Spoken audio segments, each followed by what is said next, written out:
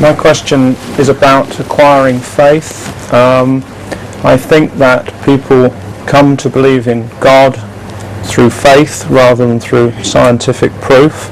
Yes. And I wondered how Islam helped people to acquire that faith. I think the scientific proof is there, but because unfortunately most of the people are prejudiced in favor of atheism,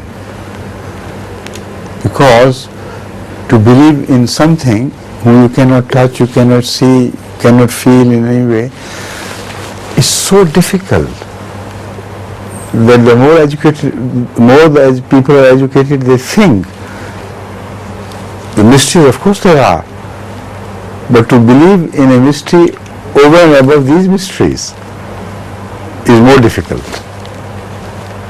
This is what they say, this is what they claim. It's wrong. The mystery of creation is a mystery which either you must understand or you must reject it. The evidence is so powerful that you cannot reject it. Your mind is incapable of understanding it. Yet the principle of evidence is put above the principle of faith. As far as the human faith is concerned, human faith could not have realized these mysteries to have happened naturally. There are objections against this belief repeatedly spread all over the human scientific experience. Yet they have to believe what they see. So this is the only principle which can help people realize the existence of God scientifically. Because if you remove God, no existence is possible. That is the problem. If you consider the issue from different angles, different scientific angles, take the case of entropy. According to the science of entropy, everything must disappear altogether from existence, maybe in many trillions of years. But whatever energy exchange takes place, it loses a part of that energy in a form which is irretrievable. So it dissipates into space in thin air. Now, every time the process of recreation of universe takes place in a form of Big Bang or whatever you believe, the universe which comes into being is slightly less than the universe which had died before it. This principle has to be understood in minute detail. The result would be that, call it a trillion into trillion years, ultimately the whole universe must come to an end. There should be nothing left. Now realize eternity. This existence of universe should have become impossible eternally before. And you and I should not have been sitting here. This is the greater objection which scientists should face. And many scientists do face it and say, we are driven to believe in the existence of God because of this. There is no way out. But does God also lose his energy, or does he not? This is the question which was faced by Aristotle. And Aristotle, so many thousands of years ago, was much wiser than the scientist generations of today. He calculated philosophically and logically that because existence of anything is not possible without a first cause,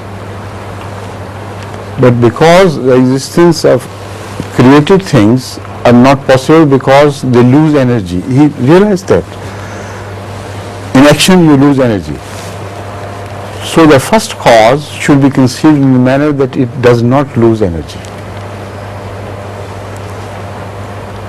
That is exactly the Quranic vision of creation with the world, which is also found in the Bible. The world is not action. The world is vision or wish for something. Now God is not created, so it must have some attributes which are not created. Created attributes are not the attributes of the Creator. There is a divide between the two. If they are the same, then the Creator must have also been created. So logically, if we begin with the concept of a Creator, He must be different from whatever He created.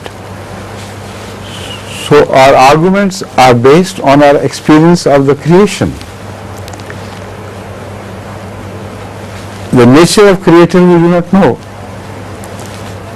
So according to the Quran, the nature of the Creator is such that He visualizes a thing and it begins to be and is finally done.